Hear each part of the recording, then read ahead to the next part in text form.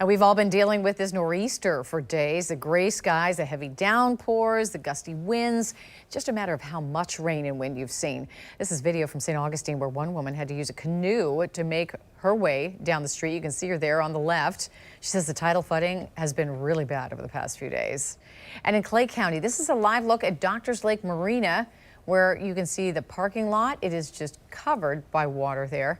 And in Duval County, this is video from the San Marco neighborhood. Yep, wading through the floodwaters. You can see cars driving through it. But there is some good news. The worst of the conditions may soon be out of here. We have a team covering this big weather story. We start with the Weather Authority's John Gahn, who's joining us live from the South Bank. John.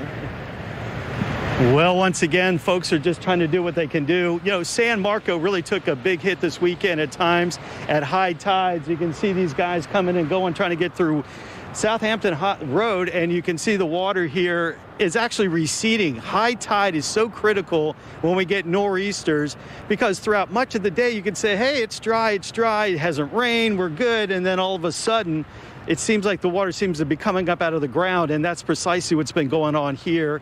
As again, this is a tidal area just south of the station, the Channel 4 station, and as such, we see these waters literally come up through the drains, and a lot of you folks at home have been seeing this. A couple of more big high tides coming up here, starting tonight at midnight at the beach, about 5 a.m. or 3 a.m. here along, some of the back roads in San Marco in the downtown area. That includes the Trout River, St. Mary's River. Again, that high tide comes sweeping in. And then as we go through tomorrow, I think tomorrow will be the peak of it all. Not to say it's going to be any bigger than today, just said it's going to be another round of some really high tides. The intercoastal, if you've driven over any of the bridges, the Atlantic Beach Bridge, Beach Boulevard, or even the intercoastal there at JTB, you're shocked to see how little is left of all those reeds and, again, the grass that's growing down there, as, again, at high tide, all of that is covered up by this incoming tide.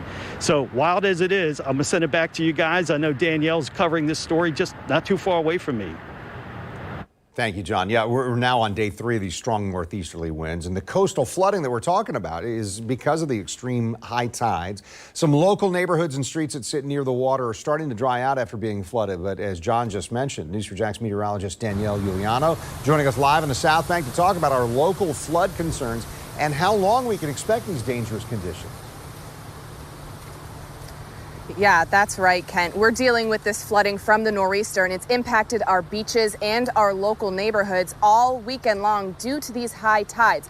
This is Huntsford Road, again, not that far away from where John was just a few minutes ago, and it has been flooded since Sunday afternoon during high tide, and this is an area that floods very easily, but it's not the only road that has been flooded here. You're dealing with flooding down in St. Augustine, and we talked with a woman who's making the best out of a bad situation when water surrounded her home. I'm putting this on the news. You know, most people look at it as like a curse, and sometimes you have to find the beauty in it. And for me, it was, I can kayak down my street. This video shows Kayla Doucette, a Lincolnville resident near St. Augustine, kayaking down her street with her dog Benny not far behind. Doucette was determined to stay positive considering the circumstances. This morning, when did you really start to see the water come back? It actually just started about 10 minutes ago. Usually when high tide starts to come in, that's when the water is starting to come back. It comes from the marsh over there. This is what makes flooding like this dangerous. The water rises fast, leaving little time to react. Our crew had to leave the residency quickly before we got stuck. So we do see that a lot with the hurricanes, but with just a northeastern, this is the first time it actually flooded down on Liberia Street this bad. As we watched the floodwaters rise, numerous cars were driving by, creating a wake that pushed the water further and further in the surrounding properties. There were a couple people that were telling cars to slow down because the wake just kept on piling into their house. And, we gotta be conscious of other people here in this world. So just always think twice and think of the what ifs,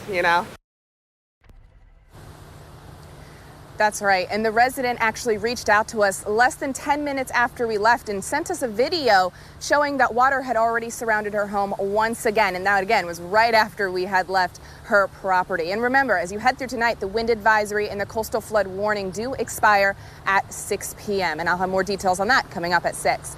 Live in the South Side area, Danielle Giuliano, Channel 4, the local station.